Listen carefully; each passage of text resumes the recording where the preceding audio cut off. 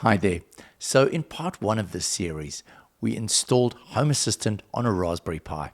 Now in part two, we're going to add a PIR sensor to see if someone comes into a room, and we're going to add a light, and then we're going to create an automation to turn the light on.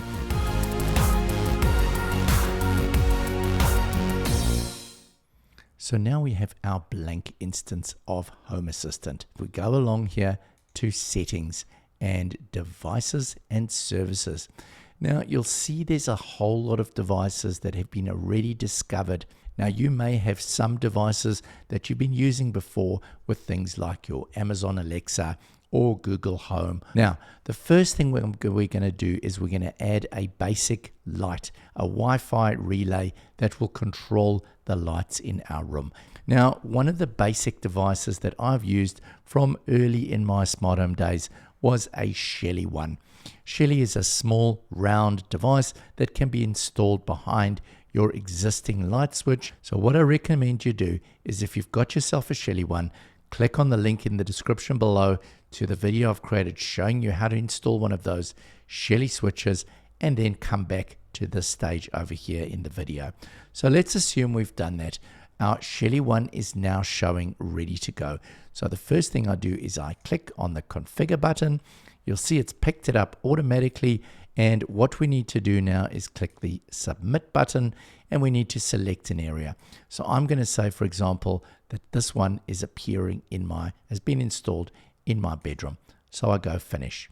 So if we go along to our Shelly, I've got two already installed, but let's just imagine this is the first one. So you can see now our first device is appearing here.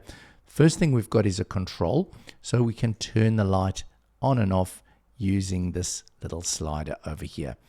This Shelly 1 PM also includes energy sensing.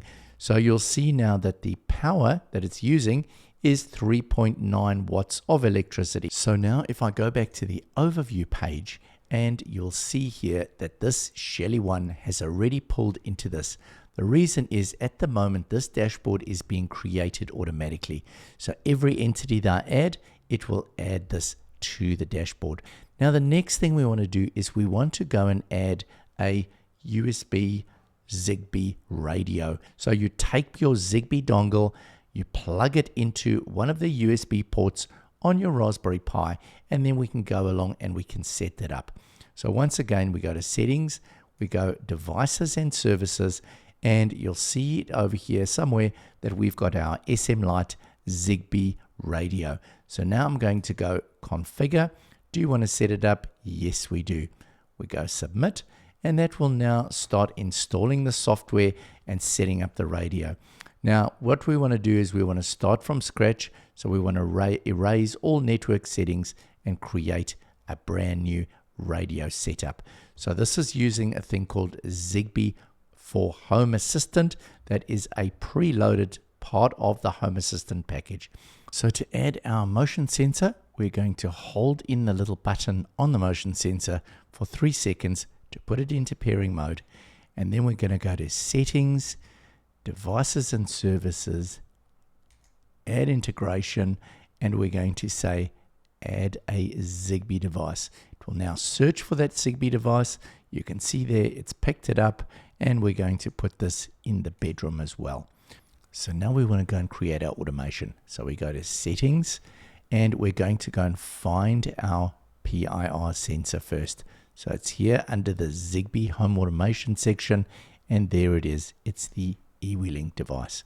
From here, we're going to go Add Automation, and we're going to automate when occupancy becomes occupied. Now this is a bit frustrating. I would have thought it would have put it in there, but it doesn't. You actually have to go and select this again, that it's become occupied.